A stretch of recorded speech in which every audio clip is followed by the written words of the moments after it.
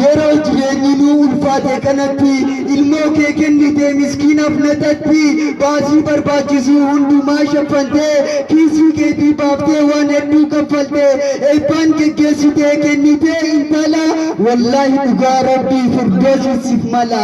Allahu akbar.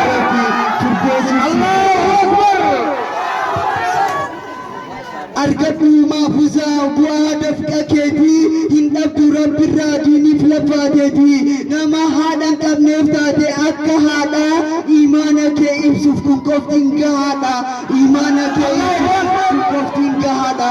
Allahu akbar. barataa miskiinaa jireenyi rakkisu barataa miskiina jireenyi rakkisu ofin maxxansitee didde gallakkisu arra itti fuutee godhatte ilmoo kee ajaa'iba jenna biti warri bookee. Allahu akbar.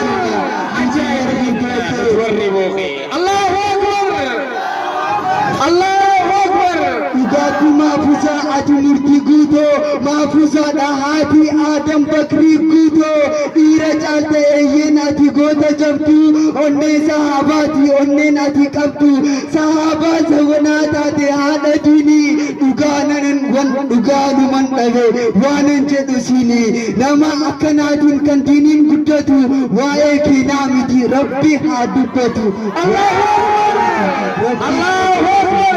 Quraana Khaaliqaa erga goote maarii waan dubbannu hin qabnu yaa ati haadha gaarii waqtii ramadaanaa ammas gaafa idaa qabeenya kee fiddee kennita masjidaa ollaa soomansiftaa gargaartee dhibamaa maqaan kee dalagaa toltuu leellifamaa sadaqachuu feetaa kennattee arjoomu dhugaa bakka arjummaatti harki keessin goomu amma mootuu daran waan guddaa arjoomte qulqulluu ta'uu kee arra nuuf dhugoomte rabbiif jecha jettee waan hojjettee guutuu abshir qeebalamte takka lafan guutu.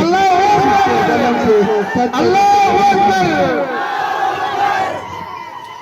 seenaa Aadam kana mee gaggabaabsine hamma dandeenyetti yoo waliif ibsine waa irraa barannaa nu fayyaduun ooltu seenaa hin hiyyeessan qabu mee dhaga'i kootu ni dubbanna kaafnee seenaa waan duraanii Aadam Bakrii kuni haafizul Quraani utumaa baratuu barumsa laatini osoo inni firraa quban qabaatini haati jalaa duute isaa barataadha achi booda garuu daran rakkataadha abbaan isaa ijoollee haati dhiistee duute dalagee nyaachisee bulcha garaa guutee takka afaan xiqqoodhaa reefu harma guute waan hin taane hin qabu harkin waan hin taane hin qabu bakriin ilmaanii fi hojiin humnaatunis eegaa isaanii fi dhugaa dubbiintu waan qalbii nama fuutu numa barsiifata ilmaan isaa guutu. Ijoollee koo hadaraan baradhaa jecha biskuutii faa bitee barumsaaf qajeelcha rakkinni maatii kun nama dhorgachiisu kanaaf namni hedduun kan barumsas dhiisu. kutaa 12 osoo barataaru Aadamis jalqabe abbaasaa gargaaru wanta tokko fiigee hojjechaa oola ofiisaatiif of barsiisuuf jecha kutaa 12 gaafa inni fixu gaafa qabxiin dhuftee yuunivarsiitii lixu hin danda'u turee deemee barachuufi garuu maafuusaan tun dhugaa dubbachuufi of duuban deebinee waan hunda gochuufi waan hundaa gargaartee bira dhaabbachuufi waadaa seentee turtee waadaa kakuun guutee haadha taateef nama haati jalaa duute. Allahu akbar. haati jalaa duute. Rabbiin isaaf jettee ati tola yaaddu si badhaasuuf ta'a wallaahi waan barbaaddu niyyaa keessiif guutee addunyaaf akiraa dureetti siif godha qabeenyaan taajira umrii nuuf dheeradhu maafuusaa teenya hordofsiif haa kennu rabbii guddaan keenya. Allahu akbar. rabbii guddaan keenya. Allahu akbar. hojiin kee kuni hojii guddaa tokko namni kana godhe rabbiif guyyaa tokko rabbii lafan kaa'u ilaa zalaalamuu rabbii isaa biratti akka itti ilaalamu akka namatiin lafa qabachiisee sochii kufrii kamuu kan adabachiisee ta'eeti ilaalamaa abukaattoo diinii sirraa qeebaladhee rabbaa jedhu siinii sirraa qeebaladhee rabbaa jedhu. Allahu akbar. maatii jaalalaaf tasgabbii warra diin jaallatu yaa gabroota rabbii warra diiniidhaaf of kennitan ta'a balaa xiqqoo guddoo mara najaabaa dhalaa dhaltii keessan hangafa qotisu hamtuurraa eewalee siniifaa guddisu sinirraa haa qabu dhabaa fi rakkina addunyaa gubbattii mashaqqaan arkina guyyaan hundi milkiin isiniifaa dhufu karaan isin deemtan hin qabaatin gufuu waan daleejan keessaa barakaa haa kaa'u harki keessan guyyuu qarshii haa lakkaa'u warra kufaataa abbootii qabeenyaa diiniidhaan milkaa'uu isirraa dhageenya jannata keessattis jaarsaa jaartii ta'a nabiyyi jaalannu wajjin lafaa ka'a masjida ijaaraa aalul khayrii ta'a bakka namni hin gahin addunyaadhaan ga'a dhaqaatii xawaafaa amaturraa hajjii addunyaa akiraa bashannana wajji addunyaa akiraa bashannana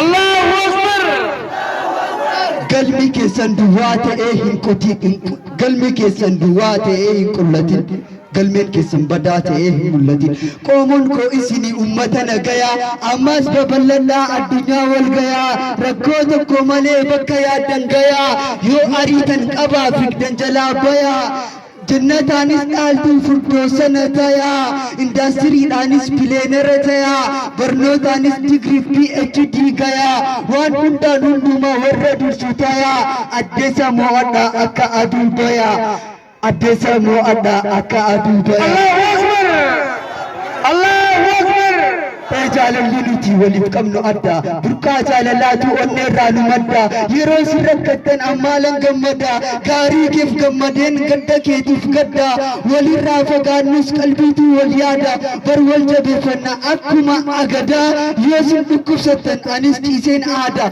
wanti isiniif dhibee anaafillee madaa dhiphina keessaniif garaan nagadoodha yeroo isin cinqamtan anis niin hadooda jechamaaf hin jenne jedhimmaaf sobda qaama muslimaatu qaama tokko hidda qubni tokko cinnaan qaama guutuun leeyda qaama tuni tokko ni tokkomne edaa haa galatu malee rabbumaaf guddaa haa galatu malee rabbumaaf Allahu Akbar galmi keessan duwwaa ta'ee hin qullatin galmeen keessan badaa ta'ee hin mul'atin gaarii malee hamaan eessatti mudatin adawwin margin yoo margen guddatin adeemi milkaa'ee adeemteen gufatin balballi milkiidhaas jalaan cufatin jedheetan golabaa haloo naan kufatin na of kolchi malee eenatti mufatin Allahu Akbar Allahu Akbar Allahu Akbar Allahu Akbar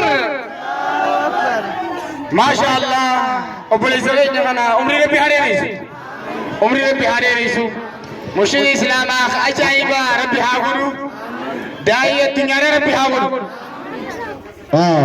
Asumaan osoo nuti waan jennu hin qabaatin seeni keenya seeni guddaan ka'anii gammachuu isarratti dhaamsa isaanii